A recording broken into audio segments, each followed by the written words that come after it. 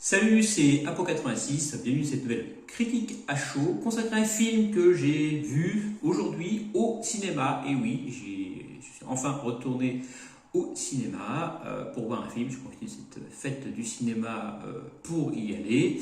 Et parce qu'il y avait un film qui m'intéressait, donc un film réalisé par Dominic Cook avec Benedict Cumberbatch, Merab Niliditz et Rachel Bosnahan. Il s'agit d'un espion ordinaire, donc sorti en 2021, donc tout juste sorti en salle. Donc, qu'est-ce que raconte ce film basé sur des faits réels, entièrement réels. Donc on est en 1960, la guerre froide est à son summum.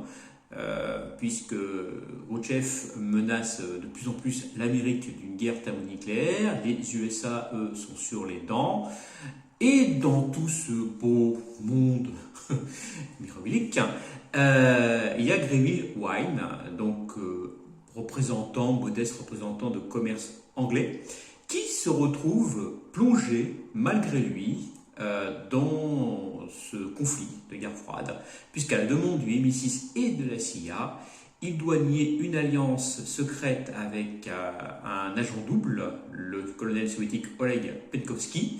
Objectif, fournir les renseignements nécessaires aux Occidentaux pour éviter l'affrontement nucléaire qui menace de plus en plus le monde occidental. Et il fait des allers-retours donc entre l'Angleterre et Moscou. Tout ça pour désamorcer la crise des missiles de Cuba. Alors quand je viens de vous dire c'est une histoire vraie qui s'est exactement passée, je ne connaissais pas effectivement ce pan de l'histoire de la guerre froide, cet représentant de commerce qui a effectivement fourni qui a permis de fournir de nombreux documents sous le manteau, donc fournis par Oleg Penkovsky, aux USA afin de désamorcer la crise de Cuba. Sans lui, je pense que on aurait effectivement plongé dans la Troisième Guerre mondiale, une Troisième Guerre mondiale qui aurait duré très peu de temps puisque ça aurait été une guerre thermonucléaire. Alors, qu'est-ce que j'ai pensé de ce film? Eh bien, qu'il n'est pas si mal que ça. David Cronenberg Benny Cronenberg, pardon, est excellent dans son rôle de Greville Wine, effectivement commerce anglais sans prétention, il ne connaît absolument rien à l'espionnage. Il est même touchant dans ce rôle, surtout sur la partie finale du film, je ne vais pas vous spoiler. Et puis, les images d'archives apportent un plus à ce film, puisqu'on voit Kennedy, on voit Khrouchtchev et tout, on voit les dialogues, l'ONU, où les Russes démentent formellement avoir installé des missiles à Cuba, malgré les photos prises depuis les U-2. Alors ils disent que oui, c'est une manipulation américaine. Alors, voilà. Vous connaissez l'histoire, hein, de toute façon, pour toute la guerre froide, les URSS ne devaient pas perdre la face face à l'empire entre guillemets occidental.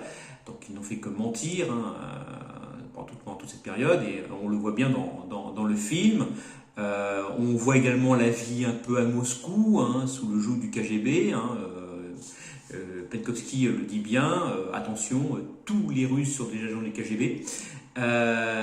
Et on voit un peu les méthodes d'espionnage de l'époque, sans effets spéciaux. Attendez-vous, c'est pas un James Bond. On ne peut pas avoir des explosions et des gadgets avec des montres laser, etc. Non, ce sont les méthodes un peu utilisées à l'époque, et qu'on utilisait effectivement des agents lambda pour faire passer des enveloppes à partir de le rideau de fer. Voilà. Donc c'est pour moi donc un plutôt bon film. Voilà, pas excellent, pas moyen, on va dire qu'il est pas mal. Voilà, pas mal, c'est ce que je vais lui mettre comme appréciation. Donc sur Captain Watch, je vais lui mettre que j'ai bien aimé. Et pour la note, je verrai un peu plus tard sur Sens Critique, peut-être dans 2-3 jours. Moi, je vous invite à aller voir ce film. J'ai vu très peu de retours sur celui-ci, je ne sais pas pourquoi. On m'a dit que ça ne m'intéressait pas, qu'il ne m'attirait pas. Allez le voir, franchement, il n'est pas si mal que ça. Et Benedict Cumberbatch prouve une nouvelle fois que c'est un bon acteur.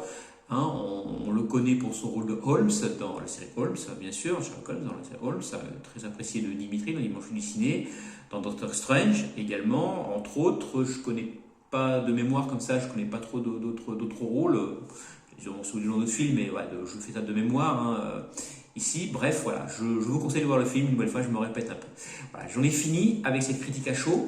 Moi, je vous dis à plus. Dites-moi ce que vous avez pensé de cette vidéo. Si vous avez vu ce film, donnez votre avis en commentaire. Je vous dis à plus et surtout, gardez l'esprit critique. Salut!